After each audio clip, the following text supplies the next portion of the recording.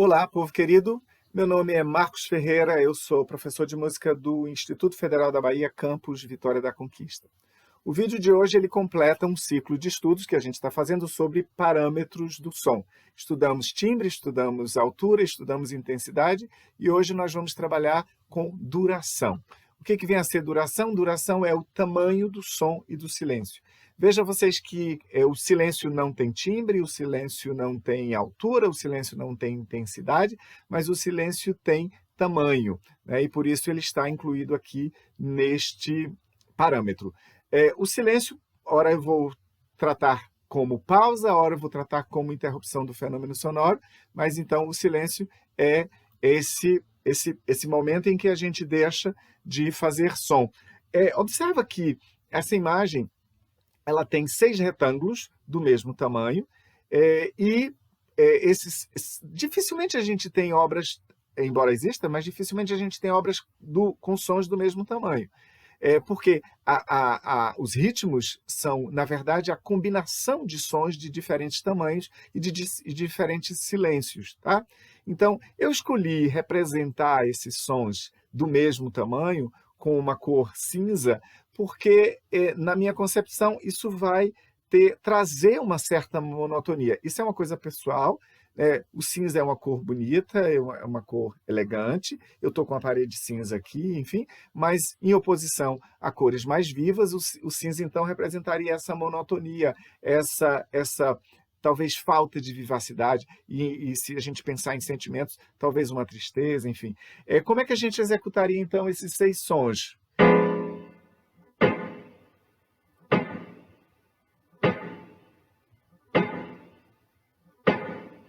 Tá? Observa que esses sons estão do mesmo tamanho em oposição, e cinza, em oposição a essa célula rítmica que eu apresento agora, que está em vermelho. Ela traz uma vivacidade, ela traz uma alegria, né, entre aspas, diferente do cinza. Então, não só por conta das cores, mas eu escolhi a cor por conta dos tamanhos, que são diferentes. Observa que eu tenho 3 retângulos do mesmo tamanho e depois 5 retângulos de tamanhos diferentes. Esse X aí, cortando o retângulo, representa silêncio.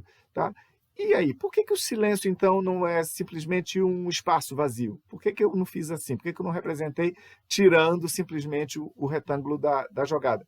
Porque o silêncio ele não é aleatório. O silêncio tem tamanho. Se fosse um espaço vazio, daria liberdade para tratar esse silêncio do tamanho que a gente quisesse. Então, eu vou estabelecer um pulso aqui, a partir dos sons que estão com os quadradinhos menores. Tá? Então, esse seria o nosso pulso. E veja como seria, então, a execução desse som.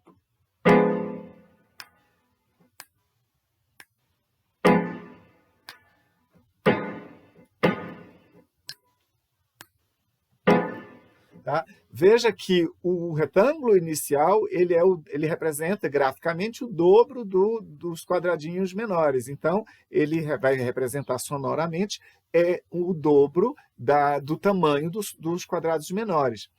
As cores são aleatórias, mas elas devem fazer sentido para quem as usa. Né? Se vocês observarem as obras de Kandinsky, que é o pintor que a gente está, né, intermediando o nosso estudo ao longo desse semestre, Kandinsky ele trabalha com as cores de N formas. Ele trabalha, inclusive, com as formas de N versões. Então, a associação de cores e formas é uma coisa que passa pela concepção individual de cada um. Tá? O exemplo seguinte, eu tenho já... Veja que eu falei antes sobre pulso. Agora eu já destaco o tamanho do pulso. Então, eu já estou dando um feedback para quem vai executar de que o pulso é representado por esse quadrado que está entre parênteses. Tá? Então, ele vai ser a minha medida. Na música tradicional, essa medida ela vem sempre colocada no início da partitura, através de números ou através de palavras que vão informar de que forma. Se for números, é uma coisa muito precisa, muito matemática, porque o compositor quer que o pulso seja daquele tamanho, né, metrônomo. Então, veja que eu tenho aqui agora, ó, eu estabeleci esse pulso e vou fazer com a voz, olha só. Tá, tá, tá, tá, tá. Eu escolhi o azul, diferente do laranja, para representar o som maior, porque eu quis que esse som maior fosse representado por cores, mas eu poderia fazer da mesma forma, com as mesmas cores, e deixar as minhas cores para trabalhar com alturas diferentes ou com intensidades diferentes, tá? Então, como eu estou tratando de duração, eu destaquei a cor para servir como nosso referencial. Veja que aqui eu já tratei de pensar o pulso. Então, o que é o pulso musical? O que é a pulsação? É uma unidade temporária de uma obra musical e define a relação de tamanhos entre os sons e entre os silêncios de um determinado trecho. Por que temporária? Porque o pulso ele é flexível, tá? Então, a gente tem uma herança da música italiana e usamos, né, na nossa música palavras que representam essa diferenciação de andamentos. Tá? Então, o andamento define se o trecho musical vai ser executado rápido, moderado ou lento. Então, veja que eu tenho aí lento, 3 níveis, né? Lento, moderado e rápido, tá? Então, buscando do italiano, a gente tem o largo é muito lento, o adágio é lento, o andante é um ritmo de caminhada, assim, caminhando para o moderato é o moderadamente, allegro é quase rápido, o allegretto é quase rápido, o allegro é rápido, o vivace é rápido e vivo, e o presto é muito rápido.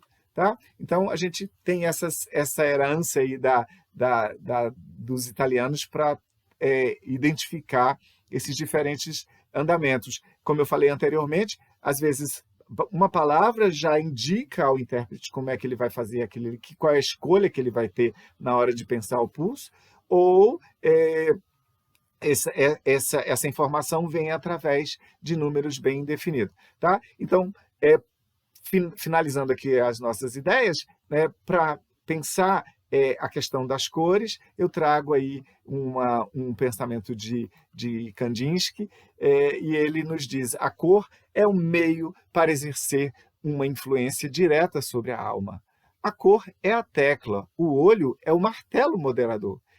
A alma é o piano com muitas cordas e o artista representa a mão que, mediante uma tela, determina, faz vibrar a alma humana. Um beijo, um cheiro e um queijo.